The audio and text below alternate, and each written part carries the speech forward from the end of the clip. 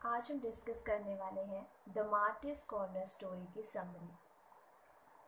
तो इस स्टोरी में रामा एक मेन कैरेक्टर है जिसके इर्द गिर्द पूरी स्टोरी घूमती है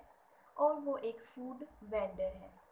जिसकी लाइफ में कुछ सडन इवेंट्स ऐसे होते हैं जिसकी वजह से उसका जो बिज़नेस है वो ठप हो जाता है और इसके चलते ही उसे अपनी जो रेपुटेशन है और रोजी रोटी है उससे हाथ धोना पड़ता है। रामा जो है वो बहुत सालों से मार्केट एरिया में जो स्नैक्स बेचने का काम करता है और वो अपनी जो दुकान है उसे सिनेमा के सामने सजाता है ताकि ज़्यादा से ज़्यादा जो कस्टमर है उसका जो फूड स्टफ़ है उसे खरीद सकें और उसका बिजनेस है वो अच्छे से चलता रहे। अब हम देखते हैं कि लोगों को लगता है कि वो दिन में सिर्फ 1 घंटा काम करता है और पूरे दिन में जो 10 रुपए कमा लेता है जितना कि पढ़े लिखे लोग हैं वो भी नहीं कमा पाते हैं और महीने का वो 300 रुपया कमा लेता है। पर इन बातों पे जब रामा को पता चलता है तो उसे बहुत गुस्सा आता है क्योंकि एक्चुअल में उसे पूरा दिन है जो वो काम करना पड़ता है उस फूड स्टफ़ को बनाने के लिए, चाहे उसे बेचने के लिए वो शाम को सिर्फ 1 घंटा ही लगाता है। अब उसे बताया जा रहा है कि उसकी जो डेली की जो रूटीन है वो कैसी है। उसे सुबह ही जब कोक है जो क्रो करता है उसे उठना पड़ता है बहुत ही जल्द और वहीं से वो अपने जो काम की शुरुआत कर देता है और रात को वो 8:15 पे मार्केट में पहुंच जाता है अपने सामान को लेकर साथ में, जिसमें कि उसकी ट्रे है, एक स्टूल है और उसकी ट्रे को रखने के लिए भी एक स्टूल है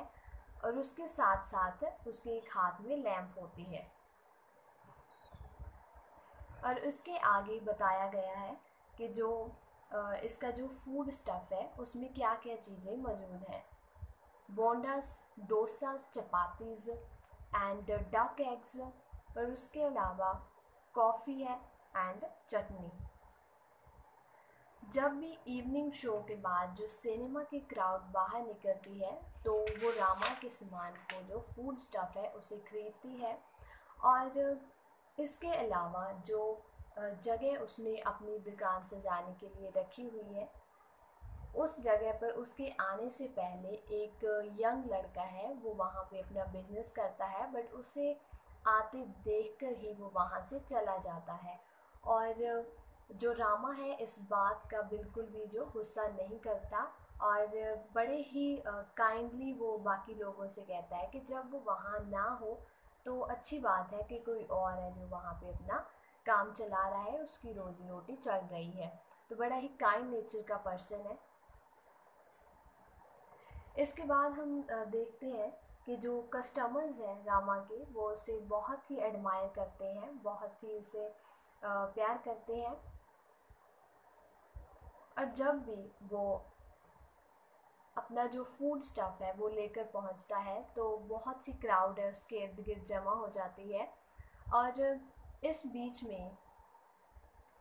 उसे पता रहता है कि कौन सा जो कस्टमर है उससे कौन सी चीज़ खरीद कर ले जा रहा है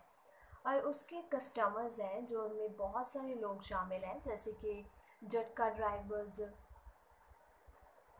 एंड जो बूट पॉलिश बॉयज़ है, रेसलर,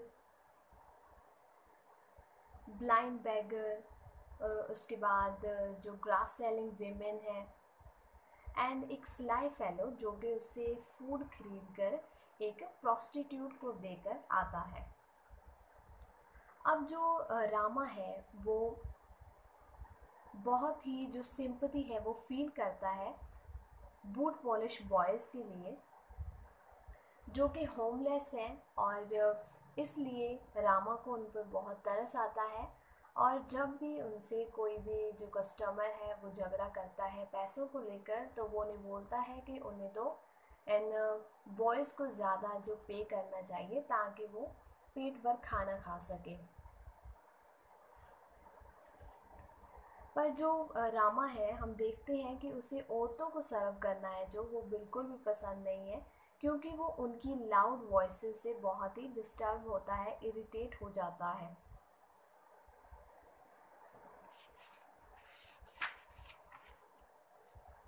और जब वो अपना जो स्टफ़ है वो बेचकर अपने घर लौटता है, तब उसकी जो वाइफ़ है वो उससे उसका सामान छीन लेती है। उससे जो भी कैश उसे मिला होता है, जो भी उसने उस 2 घंटों में कमाया होता है, वो उसे लेकर गिनना शुरू कर देती है। और उसमें से जो 5 रुपीज़ है वो निकाल लेती है और 5 रुपीज़ दोबारा उसके जो बैग में डाल देती है, ताकि कल की जो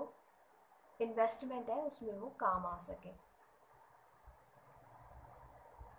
और इसके बाद जो रामा है वो सोने के लिए चला जाता है, बट तभी उसे जो ड्रीम्स आने शुरू हो जाते हैं traffic constables and health inspectors के। उसे लगता है कि जो ट्रैफिक कांस्टेबल है वो उसे घसीट रहा है, और जो हेल्थ इंस्पेक्टर है वो उस पर इल्ज़ाम लगा रहा है कि उसकी वजह से शहर में बहुत सी डिसीज़ेस फैल रही हैं और लोग मारे जा रहे हैं। पर असल में ऐसा कुछ भी नहीं है, क्योंकि जो रामा है वो ब्राइब के तौर पर जो ट्रैफिक कांस्टेबल है उसे, और जो हेल्थ डिपार्टमेंट में एक लो रैंक पे वर्कर है उसे वो फूड स्टफ़ है ओकेजनली देता रहता है। तो इस वजह से वो दोनों उसे कुछ भी नहीं कहते हैं। पर हेल्थ ऑफिसर है जो, वो कभी कभी उसे वार्निंग देता है कि उसे जो अपना फूड है वो एक ग्लास लिड में रखना चाहिए, ताकि उसे धूल मिट्टी से बचाया जा सके और लोगों की सेहत के साथ कोई भी खिलवाड़ ना हो। पर फिर भी वो जो हेल्थ ऑफिसर है वो उसे कुछ नहीं कहता है, उसे कोई भी जो फ़ाइन है वो नहीं देना पड़ता। पर जो हेल्थ ऑफिसर है वो हैरान है कि लोग ऐसी चीज़ें कैसे खा लेते हैं, उनकी इम्यूनिटी इन चीज़ों के लिए, ऐसे पॉइजन्स के लिए इतनी स्ट्रॉन्ग हो चुकी है। और यहाँ पे हम देखते हैं कि जो रामा है वो बिल्कुल भी जो क्लीनिनेस, सैनिटेशन, सफाई का ध्यान बिल्कुल भी नहीं रखता है। वो जैसे भी वहाँ पे हालात है वो उन्हीं हालातों में अपने फूड को बेचता है और अपने प्रॉफिट के बारे में सोचता है। उसे लोगों की हेल्थ के साथ है जो ज़्यादा कोई लेना देना नहीं है। ऐसे ही देखते हैं कि रामा की ज़िंदगी है वो बड़ी अच्छे से चल रही है। पर एक रात क्या होता है कि जब वो अपनी उस जगह पर पहुंचता है जहाँ वो बिजनेस करता है, वहाँ पे बहुत सी जो भीड़ है वो इकट्ठी हुई है। और वो कोशिश करता है उस भीड़ को वहाँ से हटाने की। पर तभी एक जो स्टेशनर की शॉप पर लड़का काम करता है वो उसके पास आता है और उसे बताता है कि ये लोग हैं जो, वो इवनिंग टाइम से ही आपस में झगड़ रहे हैं किसी बात को लेकर। तो रामा से पूछता है कि क्या बात हुई है। वो लड़का बताता है कि सेल्स टैक्स ऑफिस के सामने सेल्स टैक्स ऑफिस के सामने एक व्यक्ति को जो स्टैब कर दिया गया है। और इस जो झगड़े का रीज़न था वो कोई पॉलिटिकल रीज़न ही था। और वो लड़का कहता है कि जो लोग लड़ना चाहते हैं उन्हें लड़ने दिया जाना चाहिए और इंटरफेयर नहीं करना चाहिए। तो इस बात पे लोग भड़क जाते हैं कि ऐसी बात कोई कैसे बोल सकता है, और वो एक दूसरे को मारना शुरू कर देते हैं।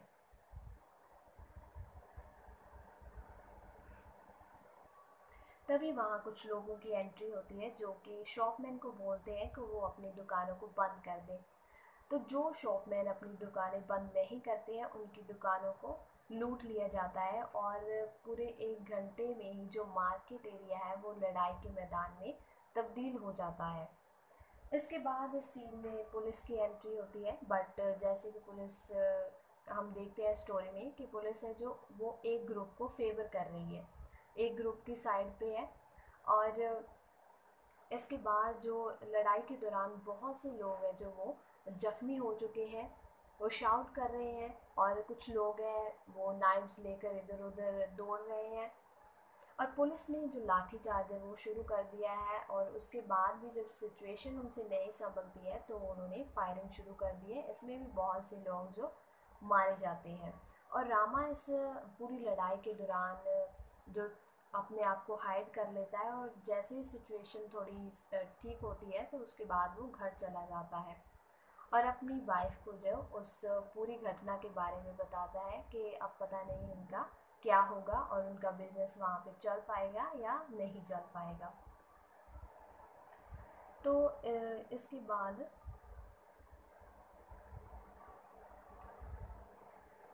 10 दिन के बाद है जो पूरी सिचुएशंस है वो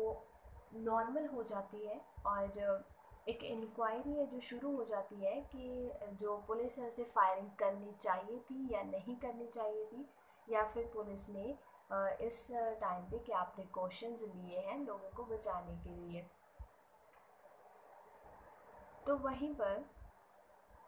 जो रामा है वो कोशिश करता है कि जो अपनी पुरानी जगह है उस पर वापस जाए और अपना काम शुरू करे, और वो वहाँ जाता भी है, बट जो कुछ बदमाश है वहाँ पर आते हैं और उसे बोलते हैं कि अब वो वहाँ पर अपनी दुकान नहीं चला सकता, और वो पूछता है कि ऐसा क्यों है। तो वो उसे बताते हैं कि यहाँ पर उस दिन की हिंसा में जो उनका जो लीडर है उसकी पुलिस की फायरिंग में डेथ हो गई थी, तो इसलिए वो वहाँ पर उसके नाम पे एक यादगार बनाना चाहते हैं, इसलिए उन्होंने ये जगह म्यूनसिपैलिटी से ले ली है। तो उसके बाद उस पूरी जगह की घेराबंदी कर दी जाती है, वहाँ पर एक बॉक्स लगा दिया जाता है, यहाँ पे वो मनी कलेक्ट करना शुरू कर देते हैं। जब वहाँ पे मनी कलेक्ट हो जाती है इतनी ज़्यादा कि वहाँ पे एक मेमोरियल अच्छा सा बनाया जा सके। तो इसके बाद हम देखते हैं कि जो रामा है वो उस सिनेमा से जिस स्पॉट पर उसे बहुत ही जो ज़्यादा नंबर में कस्टमर्स मिल जाते थे, उसका बिजनेस अच्छा चल रहा था, वहाँ से उसे बहुत ही पीछे हटना पड़ता है और आसपास भी उसे कहीं जगह नहीं मिलती है और वो अपनी कस्टमर से दूर हो गया। इसकी वजह से उसका जो बिजनेस है वो धीरे धीरे बंद होना शुरू हो गया। और जो लोग हैं अब उन्होंने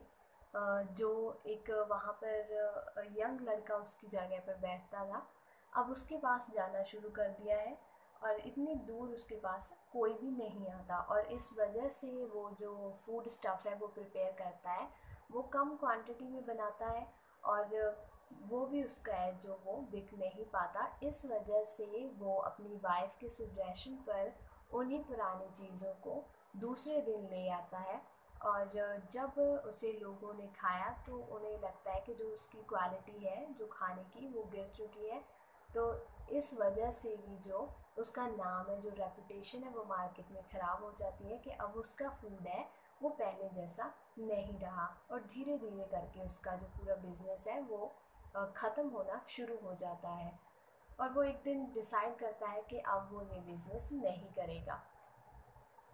और वो अपनी वाइफ को भी बता देता है इसके बारे में। एंड जब उसकी पूरी सेविंग्स है जो लाइफ में उसने जितनी भी सेविंग्स की थी वो ख़त्म हो जाती है, तो उसके बाद वो एक रेस्टोरेंट में काम करना शुरू करता है जिसका नाम है कोहिनूर। बट वहाँ पे जो लाउड स्पीकर्स चल रहे होते हैं वो उनसे बहुत ही ज़्यादा इरिटेट होता है, पर फिर भी वो काम करते रहता है क्योंकि उसके पास कोई कुछ भी और करने के लिए नहीं था। और जब भी कोई कस्टमर उससे रूडली बात करता है तो बड़े ही जेंटली वे में उसे बताता है कि उन्हें उससे ऐसे बात नहीं करनी चाहिए, क्योंकि वो खुद भी एक टाइम पर होटल ऑनर रह चुका है। तो ऐसा बोलकर उसे बहुत ही ज़्यादा खुशी होती है। तो इस स्टोरी में हम देखते हैं कि जो सडन इवेंट्स होते हैं रामा की लाइफ में उसकी वजह से उसकी जो पूरी लाइफ है वो उलट पुलट हो जाती है, बट फिर भी वो हिम्मत नहीं हारता है और अपने काम को छोड़ने के बाद भी एक नए सिरे से अपनी ज़िंदगी को शुरू करता है रेस्टोरेंट में काम करके।